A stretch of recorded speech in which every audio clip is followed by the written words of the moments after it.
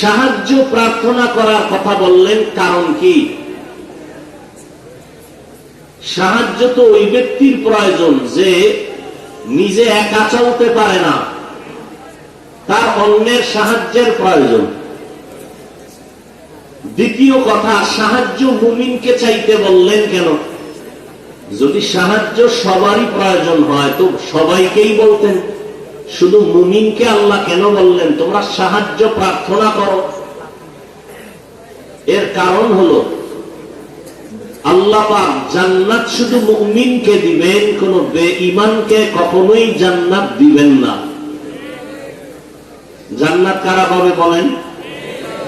বলেন বলেন। একমাত্র মুমিনেরা, কোন বেঈমান কখনো জান্নাত পাবে না। যদিও হাদিস শরীফে নবী বলেন পৃথিবীতে যত মানুষ এসেছে, আসতেছে, আসবে, সবার নামে জান্নাতে আলাদা আলাদা নাম লেখা, রেজিস্ট্রি করা বাড়িয়েছে। আবারও আসতে কেন? মুসলমানের ইমানের একটা আওয়াজ, বাতিলদের জন্য একটা আতঙ্ক। জান্নাত কারা পাবে বলেন? কোন বেঈমান? যদিও জান্নাতের নাম সবার নামে লেখা, ফেরাউনের নামে জান্নাতে বাড়ি আছে আলাদা, নমরুদের নামে আলাদা বাড়ি আছে। কোথায়? জান্নাত। এটা সত্য, কিন্তু কোন বেঈমান জান্নাত পাবে না এটাও। তাহলে তাদের বাড়ি জান্নাত, এই জান্নাতের কি হবে? আল্লাহ পাক নবীর মাধ্যমে জানায় দিলেন, আমি আল্লাহ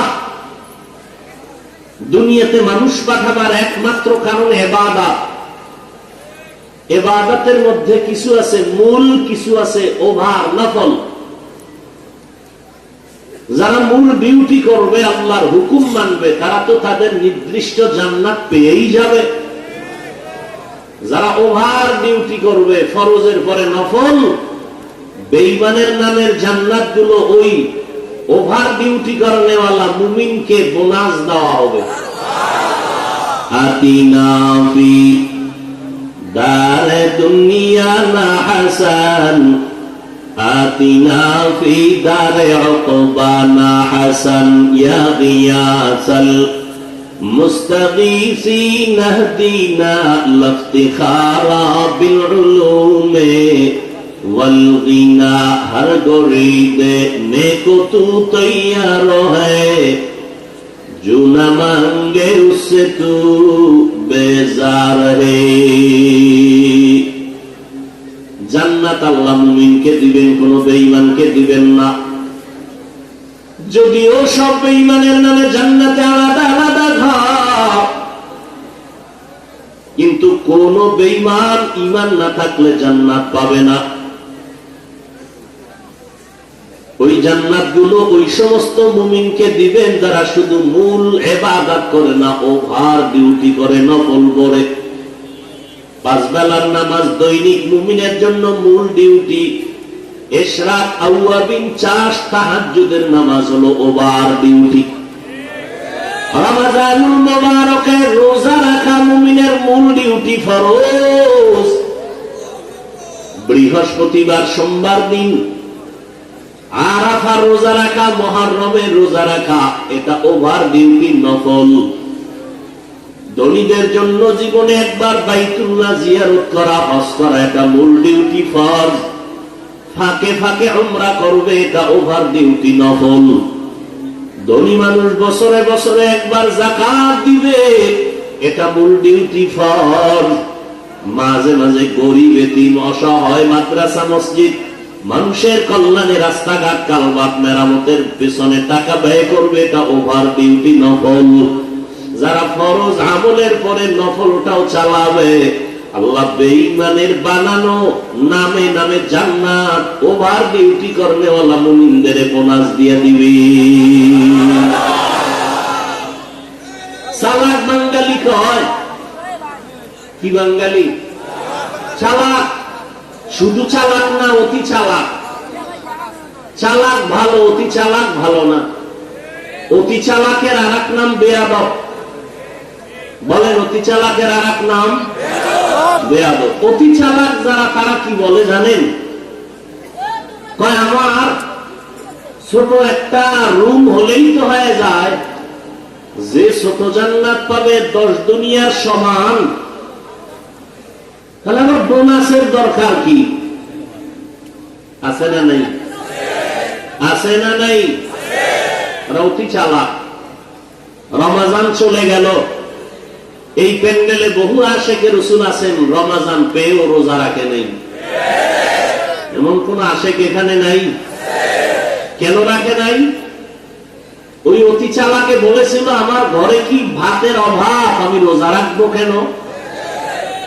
আমরা কি ভাতের অভাবে রোজা রেখেছিলাম? আমরা আল্লাহ পাওয়ার জন্য রোজা রেখেছি। রোজাটা কি শুধু মুসলমানরাই রাখে? পৃথিবীতে যত ধর্ম আছে মানুষের বানানো, সব ধর্মের মানুষের মধ্যে রোজা আছে, নাম আলাদা, সিস্টেম আলাদা। ভিন্ন ধর্মের মানুষ রোজা রাখে কি নামে? কয় না খাওয়ার সাধনা করো। কোন কোন ধর্মে এমন আইন আছে, না খাইয়া থেকে সাধনা করে করে যদি মরে বিনা হিসাবে স্বর্গে যাবে, জান্নাতে যাবে। তাহলে না খাইয়া থাকার সাধনা সব ধর্মে আছে। আমাদের ধর্মে না খাওয়ার সাধনা না, বরং না খাওয়ার মধ্য দিয়ে আল্লাহ পাওয়ার সাধনা। এরকম আশেকে রাসূল ছিল, রোজা রাখে নাই। আর একদল কপাল পরা ছিল, রোজা রাখছে ঠিক, ওই তারাবি পড়ে নাই। এমন আশেক নাই? আবার কিছু আশেক ছিল, তারাবি পড়েছে ঠিক, পুরা তারাবি পড়ে নাই। আছে না নাই? আল্লাহ হেদায়েত দান করুন। ওভার ডিউটি যারা করবে তারা বেঈমানের বানানো জান্নাতটাও পেয়ে যাবে। রহমতের নবী বলেন, জান্নাতীরা জান্নাত পাওয়ার পর অন্তরে কোনো আফসোস থাকবে না, একটা মাত্র আফসোস থাকবে, আমি আর একটু যদি আমল বাড়ায় করতাম, আমি আরো ভিআইপি জান্নাতটা পেয়ে যাইতাম। ভিআইপি জান্নাত, ভিআইপির কোন সীমানা আসেনি, কোন সীমানা নেই। যত সুন্দর শেষ নাই, আরো লাগে, আরো লাগে, আরো লাগে। আল্লাহ বলেন জান্নাত মুমিনরা পাবে, এজন্য মুমিনকে বললাম সাহায্য প্রার্থনা করো। সাহায্য প্রার্থনা কেন করবে? ওই ব্যক্তি অন্যের সাহায্য প্রার্থনা করে যে নিজে চলতে পারে না। আমরা কি তাই? আল্লাহ বলেন হ্যাঁ, তোমরা তাই। তোমরা এতটাই যে দুর্বল। ওয়া খুলিকাল ইনসানু যায়ীফা, আমি আল্লাহ ইনসান জাতিকে দুর্বল করে বানাইলাম। মানুষ তুমি সৃষ্টিগতভাবে দুর্বল, খানার বেলায় দুর্বল, ঘুমের বেলায় দুর্বল, মেধার বেলায় দুর্বল। মানুষের মতো দুর্বল করে কোন প্রাণী আল্লাহ আর বানান নাই। মানুষ এতটাই দুর্বল, একটা পিপিলিকার কাছেও আমরা দুর্বল, একটা মশার কাছেও দুর্বল। আল্লাহ পাক বলেন বান্দা তোমাকে আমি দুর্বল করে বানাইলাম, একা একা তুমি সম্পূর্ণ জীবন যাপন তুমি করতে পারবা না। চলতে গেলে সহযোগিতা লাগবে, খানা খাইতে গেলে তোমার সাহায্য লাগবে অন্যের। অন্যের সাহায্য ছাড়া, সহযোগিতা ছাড়া তুমি একা একা চলতে পারবা না। কারণ আমি আল্লাহ তোমাকে সৃষ্টির থেকেই দুর্বল করে সৃষ্টি করেছি। তুমি শারীরিক ভাবেও দুর্বল, তুমি মেধার দিক থেকেও দুর্বল, খানার বেলায় দুর্বল। একটা চিড়িয়াখানায় বাঘের খাদ্য তালিকায় লেখা আছে দৈনিক একটা বাঘের খাদ্য হলো 17 কেজি গোশত। রংপুরের কোন মানুষ 3 বেলায় 17 কেজি খেতে পারবে না? পারলেও ধাক্কা ধাক্কি তো আর কম করে না। একটা বাঘের খানা 17 কেজি গোশত। বড় বড় সমুদ্রের ভেতরে বড় বড় নীলতিমি আছে, একটা নীলতিমির প্রতিদিনের খাদ্য তালিকা 1000 কেজি চিংড়ি মাছ। এরকম নীলতিমি একটা, কথা বলেন না কেন? অনেক। কে খাওয়ায়? আল্লাহ পাক বলেন নদী সমুদ্রে হাজারো কোটি ধরনের প্রাণীর খানা দেই আমি আল্লাহ। পৃথিবীতে একটা পাহাড় আছে কহে কাপ, ওই পাহাড়ের ভিতরে একটা প্রাণী বসবাস করত, নাম সিমর্গ। ওই একটা প্রাণীর জন্য প্রতিদিনের খাদ্য তালিকা ছিল 40টা মোটা তাজা হাতি। কে খাওয়ায়? সকালবেলা একটা পাখি ডানা মেলে উঠতে শুরু করে, সারাটা দিন খোলা আকাশে উড়ার পর সন্ধ্যাবেলা নিজের পেট ভরে বাচ্চার খানা নিয়ে বাসায় হাজির। কে খাওয়ায়? وَتَرْزُقُ مَن تَشَاءُ بِغَيْرِ حِسَابٍ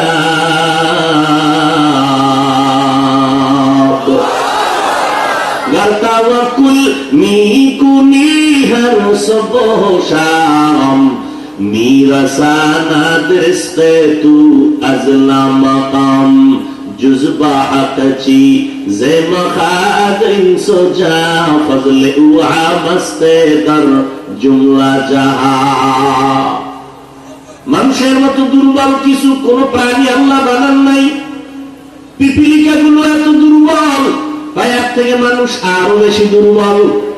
ওরে মানুষ, পিপিলিকা যদি একবার মানুষের সাথে রাগ করে, মানুষ আর কোনোদিন খানা খেতে পারবে না। প্রত্যেকটা খানায় দেখবে পিপিলিকার হামলা। মশায় যদি মেজাজটা গরম করে মানুষের সাথে, আর মানুষ যদি চ্যালেঞ্জ দেয়, মশার সাথে আগাইতে পারবে না। একটা বনিয়াদুম ঘুমানোর কোনো সুযোগ নাই। কোটি কোটি কর্মচারীরা আজ কোটি টাকা ব্যয় করে ফ্যাক্টরিতে কাজ করে, একটা মশার সাথে যুদ্ধ ঘোষণা দিয়া মশা বলে তোরে খাবো, বলে খাইতে দিব না। এই জন্য মশারি, এই জন্য কয়েল, এই জন্য স্প্রে, আর এই সমস্ত কোম্পানির মধ্যে কত পরিমাণ কর্মচারীরা কাজ করে বেতন খায়, মশার কারণে পেটে ভাত আসে। এরপর মশার সাথে যুদ্ধে পারছে কেউ বিজয় হইতে? পার্লামেন্টে ঢুকলে এমপি সাহেবের কাঠ আলাদা দিতে হয়, মশার কোনো কাঠ লাগেনি। কালা পোশাক গলায় যদি বলে অনুমতি ছাড়া ঢুকলে কেন, বলে সিপাহে যখন ঢুকবো টের পাবি অনুমতি কারে কয়। ঠিক নি? মানুষ তুমি এতটাই দুর্বল, একটা মশার সাথেও তুমি পেরে উঠবা না। তুমি এসি মশারি লাগাইছো, এসি মশারি এত ঠান্ডা হিমেল, মশারির ভেতরে তুমি এখন ঘুমাইয়া গেলা, বাতি বন্ধ করে দিয়া কোনো মশা নাই। হঠাৎ তন্দ্রাচ্ছন্ন অবস্থায় মশা একটা কানের সামনে ঘুরে আর গান গায়, নাকের সামনে ঘুরে আর গান গায়। বাতিটা জ্বালায়, মেজাজটা গরম হয়ে গেল। এসি মশারি কিনলাম, এরপর ঢুকলো কেমনে? মশারির ছোট্ট ছিদ্র দিয়া মশা ঢুকছে, আর ওই মশারির ছিদ্র তুলনায় তোমার কানের ছিদ্র কত বড়। মশা কানের সামনে বারবার দৌড়ায়, ভেতরে ঢুকে না। ঠিক নেই? কেন? তোর আব্বায় পাহারা দেয় না? তোমার বাবায় পাহারা দেয়? हकीकत से तू दुनिया बेखबर है, दुनिया की नुमाइश पर नजर है। नमी गुयम के अज दुनिया जुदा बाश, बहर कारे के बाशी बा खुदा बाश। এরে আল্লাহর বান্দা, ভালো করে বুঝো, একটা মশারির ছোট্ট ছিদ্র দিয়া মশা ঢুকলো, কানের ছিদ্র দিয়া ঢুকে না কেন? আমার মালিক ফেরেশতা লাগায় আমার বান্দাকে পাহারা দাও। আমার বান্দা সারাটা দিন ব্যবসা চাকরিতে সময় কষ্ট করে আছে, এখন আরামে ঘুমাবে। একটা মশা যদি নাক দিয়া ঢুকে, কান দিয়া ঢুকে, তোমার জীবনটা জাগায় শেষ হয়ে যাবে। আমার মাওলারে চিনলা না? ওই আমার আল্লাহ তোমাকে আমাকে কত দয়া করে বানাইছেন। ও বান্দা, তুমি এতটাই দুর্বল। একটা ছাগলের বাচ্চা যখন দুনিয়াতে প্রসব করে, ওই বাচ্চাটা 4 পায়ে নিচে নাই না, দুনিয়াতে এসে 4 পায়ে দাঁড়ায় যায়। মায়ের দুধটা কোথায় কেউ দেখায় দেয় না, নিজে নিজে মায়ের ওলানটা খুঁজা খুঁজা মুখ লাগায়, লাগায় দেখে মায়ের ওলানটা শক্ত, দুধ আসে না। ভিন্ন কোন ডাক্তারের কাছেও যায় না, নিজে মাথার অগ্রভাগ দিয়ে জোরে আঘাত করে ওলানটা নরম হয়ে যায়। আর তুমি আমি কতটাই যে দুর্বল। যেদিন তুমি আমি মায়ের গর্ভ থেকে দুনিয়াতে আসতেছিলাম, আম্মা জানের কণ্ঠটা এত ছোট, বাহিরের কেউ শুনে না আম্মা জানের কণ্ঠ কেমন। কিন্তু যেদিন দুনিয়াতে আমি আসবো, মায়ের প্রসব বেদনা শুরু হয়ে গেল। আম্মা জানের এমন অচেতন আর কান্নার আওয়াজ, মায়ের কণ্ঠের আওয়াজে আশেপাশের বাড়ির মানুষেরা সজাগ হয়ে গেছে, ঘুমাইতে পারে না। আম্মা জানের সহযোগিতার জন্য দাদি নানি পাশে বসা, ভিন্ন মহিলারাও সহযোগিতার জন্য বসে আছে। একটা ছাগলের বাচ্চা দুনিয়াতে আসার জন্য কোনো সহযোগিতা কারো লাগলো না। আর তুমি আমি মানুষ এতটাই দুর্বল, আমার দুনিয়াতে আসার ক্ষেত্রে কতটা সাহায্য মায়ের পাশে লাগলো, দাদি নানি। আম্মা জান এতটাই ভেঙ্গে পড়লে, কান্না কান্না কান্না, মনে হয় যেন এখন মরে যাবেন। আম্মা জান বেকারার হইয়া বলে, ও মা শাশুড়ি, তোমরা আমার থেকে একটু দূরে যাও, আমার স্বামীকে আমার কাছে একান্তে দাও। আব্বা জানের পাইয়া আম্মা জান আব্বা জানের হাতটা ধরে গোপনে কাঁদে আর কয়, স্বামী তোমার ঘরে আইসা মনের মতো খেদমত করতে পারি নাই। আমার মনে হয় মরণ এসে গেছে, 7টা আসমান আমার মাথায় চেপে বসলো বোঝা, প্রসব বেদনা সইতে পারি না, দয়া করে আমাকে মাফ করে দাও, দাবি রাখবা না। আব্বা যেন কান্না করে, বিবি ধৈর্য ধারণ করো, ধৈর্য হারাইবা না। আব্বা জান নামাজের মুসাল্লায় গিয়ে কান্না শুরু করলেন, ও দয়ার মালিক, আমার সন্তানের তুমি সুস্থ করে পৃথিবীতে পাঠাও, আমার স্ত্রীটাকেও তুমি সুস্থ রাখো। ও বান্দা নজর করে দেখ, একটা ছাগলের বাচ্চা প্রসবকালে কতটা স্বয়ং সম্পূর্ণ, আর তুমি আমি কতটাই যে দুর্বল। দুনিয়াতে আসার ক্ষেত্রে আম্মা জান এতটাই পাগল, আম্মা জান এতটাই ভয় ভীত হয়ে কান্না শুরু করলেন। যখন আমি দুনিয়াতে এসেই পড়লাম, দাদি নানি আমাকে ধরিয়া পরিচ্ছন্ন করলো। আম্মা জান বেহুশ হয়ে জমিনে পড়ে গেলেন। আমার দাদি নানি আমাকে পরিচ্ছন্ন করে আমার কান্নার আওয়াজ আম্মা জানের কাছে আমাকে দিয়ে কয়, দেখ ফুটন্ত গোলাপের চেহারাটা দেখ। আম্মা জান একটা নজর দেওয়া মাত্র আসমান বরাবর কষ্টটা জাগায় মা ভুলিয়া গেল। কই মার মুখে হাসি ফুটে গেল। আল্লাহ পাক রব্বুল আলামিন এইবার দেখো বান্দা তোমাকে কত দুর্বল করে বানাইছেন। আম্মা জানকে সবাই বলে, বাচ্চাটা কান্না করে, দুধ দাও। আমাকে যখন মা দুধ দেয়, আমার মুখে দুধ যায় না, মায়ের বুকেও দুধ নাই। আব্বা জান দৌড়ায় গেলেন, ডাক্তার তাড়াতাড়ি ঔষধ দাও, আমার বাচ্চা দুধ পায় না। ডাক্তার ঔষধ দিল, বাচ্চা যেন ঠিক মতো দুধ পান করার রাস্তা পায়।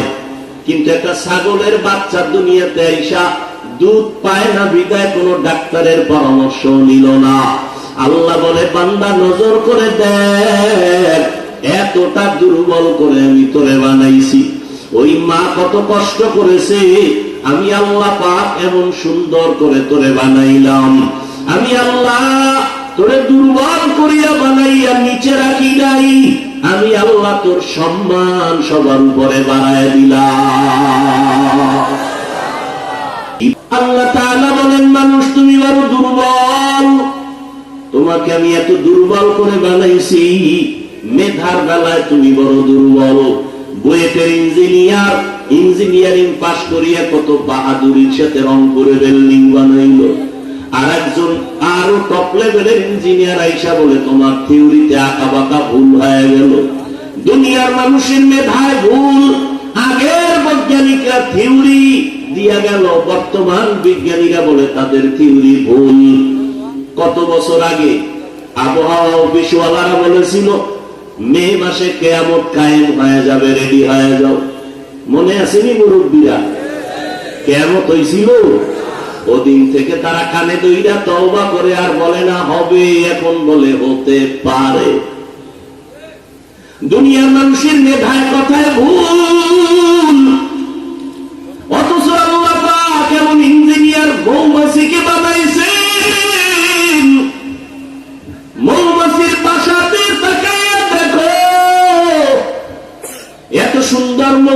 বাসা বানায় গাছের ডালার নিচে, কোন রশি দিয়া বাঁধাও নাই। একটা মৌমাছির বাসায় 20 কেজির উপরে মধু থাকে, ঠিক নেই? মধুর বোতল গুলো খোলা, নিচের দিয়ে এক ফোঁটা মধু গড়াইয়া পড়ে না। ওরা এমন সুন্দর বিল্ডিং বানায় রাখছে, ওদের বেডরুম আলাদা, ড্রয়িং রুম আলাদা, ডাইনিং আলাদা, বাথরুম আলাদা, মধু রাখার বোতল গুলো আলাদা, সব মধুর বোতলের মুখ খোলা, নিচে এক ফোঁটা মধু পড়ে না। ওদের কামরা রুম গুলোর কোনো আঁকা বাঁকা নাই। আমেরিকার মৌমাছির বাসা, সুন্দরবনের মৌমাছির বাসা এক জায়গায় করে দেখো, মনে হয় যেন এরা সবাই এক মাস্টার আমার আল্লাহর ছাত্র। তাদের কুদরত দানি বরকামাল, আনতা রব্বি আনতা হাসবি যুল জালাল, তুহি কাদের জলিলুল্লাহ জাহাদাত, বহর হালে তুহি মেরা নিগাহদার। ভূমিকম্প আসবে, ভয়, বিল্ডিং 100 তলা বিল্ডিং এর ভয়, যত বড় বিল্ডিং হবে তত ভয়, ভূমিকম্প আসলে বিপদ। গবেষণা কইরে এমন একটা মেশিন বানাইছে, ভূমিকম্প আসার বহু আগে কলিং বেল বাজবে, ইশারা দিবে, আমরা প্রস্তুতি নিয়ে বের হয়ে যাব। কিন্তু আল্লাহর কুদরত, এমন ভাবে ভূমিকম্প আসছে মেশিনও টের পায় না কখন আসছে। মেশিনও ভেঙে গেল, বিল্ডিংও চুরমার হয়ে গেল। অথচ চড়ুই পাখি, কেউ বলে বাবুই পাখি, ওই পাখিরা দেখছুনি কেমন সুন্দর বাসা বানাইছে তাল গাছে। কোথায়? তাল গাছে। এই চড়ুই পাখি, খেজুর গাছে বাঁধলি না কেন? নারিকেল গাছে বাসা বাঁধো না কেন? আমরা জানি তোমরা যে আকাম কুকাম করো, এর বিনিময়ে মাঝে মাঝে গজব আসবে, গজব। ওই গজবে নারিকেল গাছ ভেঙ্গে যাবে, খেজুর গাছও ভেঙ্গে যেতে পারে, কিন্তু সহসয় তাল গাছ ভাঙবে না। আমরা গবেষণা করে ওই জায়গায় বাসা বানায় রাখছি, যেমন তেমন তুফানে আমগো মারতে পারবে না। মানুষ তুমি কতটাই যে দুর্বল, মেধার বেলায় দুর্বল, খানার বেলায় দুর্বল, চলার বেলায় দুর্বল, ধর্মীয় লাইনে দুর্বল, দুনিয়ার লাইনেও তুমি দুর্বল। এমন একটা মানুষ জমিনে নাই যে স্বয়ং সম্পূর্ণ। আমি কোরআনের তর্জমা জানি, কোরআন পড়তে জানি, যে পড়তে জানে না সে দুর্বল। আবার আমি পড়তে জানি, তর্জমা জানি না, যে পড়তে জানে তর্জমা জানে না, তর্জমা জাননেওয়ালার কাছে সে দুর্বল। আর একজনে তর্জমা জানে, ব্যাখ্যা জানে না, তাফসীর জানে না, ওই বান্দা তাফসীর কারকের কাছে দুর্বল। আবার আমি তাফসীরও জানি, কিন্তু কোরআনের আয়াত দিয়া হাদিস দিয়া ফতোয়া দিতে পারি না, আমি ফতোয়ার কাছে দুর্বল। আল্লাহ দুনিয়াতে প্রত্যেকটা মানুষের দুর্বল বানায় রাখছেন। আল্লাহ দুর্বল বানাবার কারণ, এক কারণ হলো আল্লাহ বেশি মহব্বত করে এই দুর্বলতার কারণে। ঘরের ভিতরে বাচ্চা আছে, শিশু, মা বাবা ভাই বোন সব বড়, কিন্তু মা বাবা বড় ছেলের এত ভালোবাসে না বাচ্চাটারে যত ভালোবাসে, ঠিক নেই? আল্লাহ কয় আমি শক্তিশালী বাঘের এত ভালোবাসি না, দুর্বল মানুষের যেই পরিমাণ ভালোবাসি। আমি জিনের এত ভালোবাসি না, মানুষের যত ভালোবাসি। আমি ফেরেশতাকে এত ভালোবাসি না, মানুষ তোমার এত ভালোবাসি। আমি বড় আদর করে তোমারে বানাইছি, আমি আল্লাহ বড় মোহাব্বত করে তোমারে বানাইলাম। তোমার মর্যাদাটা সবার উপরে দিয়ে দিলাম। ফেরেশতারা তোমার গোলাম, জমিন তোমার গোলাম, আসমান তোমার গোলাম, সূর্য তোমার গোলাম। ও বান্দা, এগুলো সব তোমার গোলাম বানায় দিলাম। এই বেটা, মাস্তানি করো, টাকা পয়সা, গাড়ি বাড়ি, বাতাস, সূর্য সব তোর গোলাম বানায় দিছি। এমনি তুই গাঁজা খাবি, মদ পান করবি, এই জন্য এগুলো দেওয়ার পেছনে কারণ নাই। আল্লাহ বলেন এই কারণটা যদি উদ্ঘাটন না করো, তাহলে আমি করায় গন্ডায় গলায় পাড়া দিয়ে সব নেয়ামতের হিসাব নিব। সুম্মা লাতুসআলুন্না ইয়াউমাইযিন আনিন নাঈম। ও বান্দা, তুই এত সম্মানের জায়গায় আছো, ফেরেশতারা এত সম্মান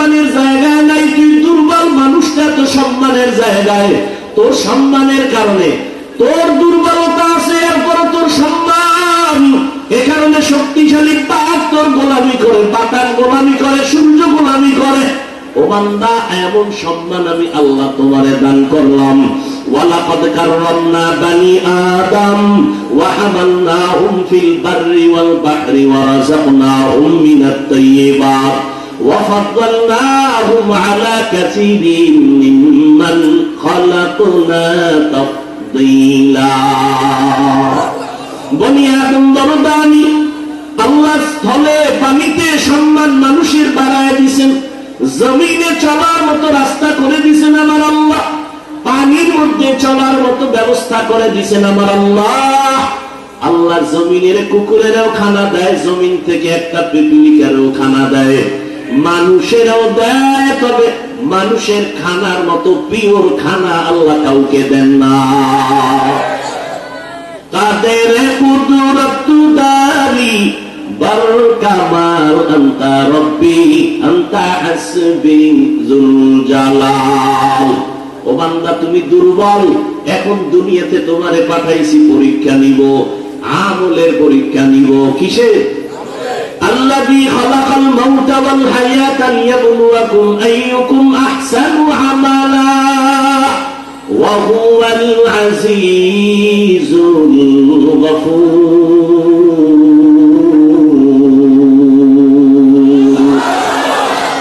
আল্লাহ বলেন, আমি দুনিয়াতে তোমার হায়াত দিয়ে পাঠাইলাম, মৃত্যুর সাথে তোমার পরীক্ষা নিব কারা আমল করে ভালো। বেশি আমল লাগবে না, ভালো আমল লাগবে। আহসানু আমালা বলেছেন, আহসানু আমালা বলেন নাই। আমলের পরীক্ষা নিব, দেখবো কারা ভালো আমল করে।